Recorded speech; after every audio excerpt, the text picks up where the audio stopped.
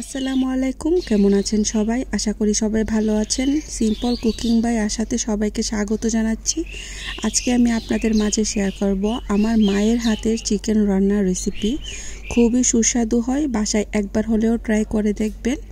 চলুন এবার মূল রেসিপিতে যাওয়া যাক। প্রথমে আমি এখানে হাফ কিলো চিকেন নিয়েছি। চিকেনের মধ্যে অ্যাড করে দিব 1 চা চামচ হলুদ গুঁড়া, 2 চা চামচ লাল মরিচের গুঁড়া, 1 চা চামচ ধনিয়ার গুঁড়া, 1 চা চামচ জিরার গুঁড়া, স্বাদ মতো লবণ। তারপর ভালো করে মাখিয়ে ম্যারিনেট করার জন্য রেখে দিব আধা ঘন্টা। এখানে আলু নিয়েছি 5টি। আলু ভালো করে খোসা ছাড়িয়ে অ্যাড করে দিব হাফ চা চামচ হলুদ গুঁড়া, হাফ চা চামচ লাল মরিচের গুঁড়া, স্বাদ মতো লবণ। ভালো করে আলু মাখিয়ে রেখে দিব এক সাইডে। এবার একটি প্যান চুলায় বসিয়ে দেব। প্যানের মধ্যে অ্যাড করে দিব 2 টেবিল চামচ রান্নার তেল। তেল যখন হালকা গরম হয়ে আসবে, এখানে 2টি মাঝারি সাইজের পেঁয়াজ আমি মোটা মোটা করে কেটে নিয়েছি একটি টমেটো, নিয়েছি এখানে 5-6টি কাজু বাদাম আর 3টি কাঁচামরিচ। এবার তেলের মধ্যে আমি ভালো করে মিশিয়ে ভেজে নেব। ভিডিওর এই পর্যন্ত এসে যারা একটি লাইক দিতে ভুলে গিয়েছেন, অনুরোধ রইল একটি লাইক দিয়ে সম্পূর্ণ ভিডিওটি কন্টিনিউ করার জন্য। চুলার আঁচ মিডিয়ামে রেখে ভেজে নেব 5 মিনিট। 5 মিনিট পর তুলে নিচ্ছি। যখন নর্মাল টেম্পারে আসবে তখন আমি ব্লেন্ডার করে নেব। আপনারা চাইলে পাটায়ও পিষে নিতে পারেন। এবার এই প্যানের মধ্যে আবারও অ্যাড করে দিব 1/3 কাপ রান্নার তেল। তেল যখন গরম হয়ে আসবে, এবার একে একে আলুগুলো দিয়ে আমি ভেজে নেব। চুলার আঁচ মিডিয়াম টু লোতে রেখে আলুগুলো লাল লাল করে ভেজে নেব। এভাবে আলু ভেজে দেওয়ার ফলে কিন্তু খুবই টেস্টি হয়। আমার মা সব সময় মাংস রান্না করলে আলুটা ভেজে দেয় একদম লাল লাল করে। এতে আলুর মধ্যে খুব সুন্দর একটি ফ্লেভার আসে, খেতে খুবই ভালো লাগে। ঢাকনা দিয়ে ঢেকে 5 মিনিট রান্না করার পর ঢাকনা তুলে আবারও ভালো করে মিশিয়ে আমি ঢাকনা দিয়ে ঢেকে রান্না করে নেব আবারও 5 মিনিট। এই ভাজার মধ্যে কিন্তু আলুগুলো 70% সেদ্ধ হয়ে যাবে। ঠিক এমন লাল লাল করে ভেজে নেবার পর আমি সবগুলো আলু তুলে নিচ্ছি। কারা চিকেনের মধ্যে এভাবে আলু লাল লাল করে ভেজে দেন, অবশ্যই কমেন্টস বক্সে কিন্তু জানাবেন। এই তেলের মধ্যে দিয়ে দিব ফোড়ন, হাফ চা চামচ জিরা। 2 মিনিট ভেজে নেবার পর মাঝারি সাইজের একটি পেঁয়াজ কুচি আমি এখানে অ্যাড করে দিচ্ছি। পেঁয়াজ 2 মিনিট ভেজে নেবার পর এবার এখানে অ্যাড করে দিব উঁচু উঁচু করে 1 চা চামচ রসুন বাটা, 1 চা চামচ আদা বাটা।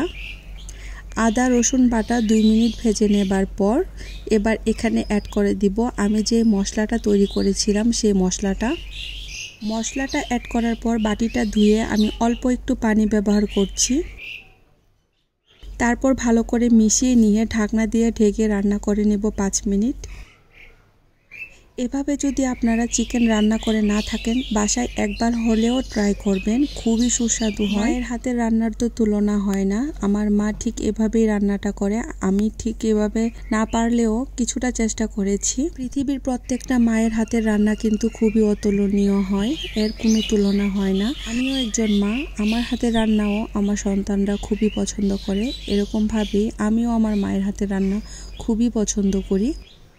এ পর্যায়ে এসে অ্যাড করে দিয়েছি হাফ চা চামচ মেথি পাউডার আর হাফ চা চামচ মৌরি পাউডার।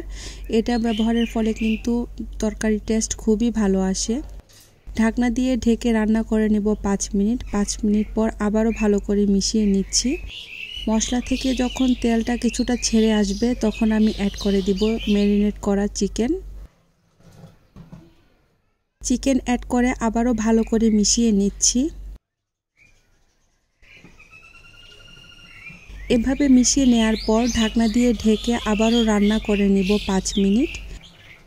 5 মিনিট পর ঢাকনা তুলে অ্যাড করে দিব স্বাদ মতো লবণ। এখানে লবণটা অবশ্যই বুঝে শুনে অ্যাড করতে হবে, কারণ আমি যখন চিকেনটা ম্যারিনেট করেছিলাম তখন লবণ অ্যাড করেছি, আবার আলুর মধ্যেও লবণটা অ্যাড করা হয়েছে, তার জন্য লবণ অ্যাড করে ভালো করে মিশিয়ে নেওয়ার পর এবার এখানে অ্যাড করে দিব আলু অ্যাড করার পর আবারও ভালো করে মিশিয়ে নিচ্ছি।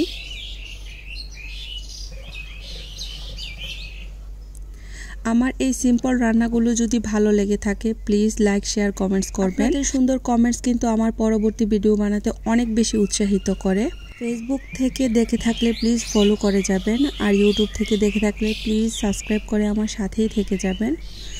ঢাকনা দিয়ে ঢেকে রান্না করে নিয়েছি 5 মিনিট, আবারও ঢাকনা দিয়ে ঢেকে রান্না করে নিব 5 মিনিট। কিছুক্ষণ পর পর ঢাকনা তুলে তুলে কিন্তু নেড়েচেড়ে আমি চিকেন আর আলু ভালো করে কষিয়ে নেব।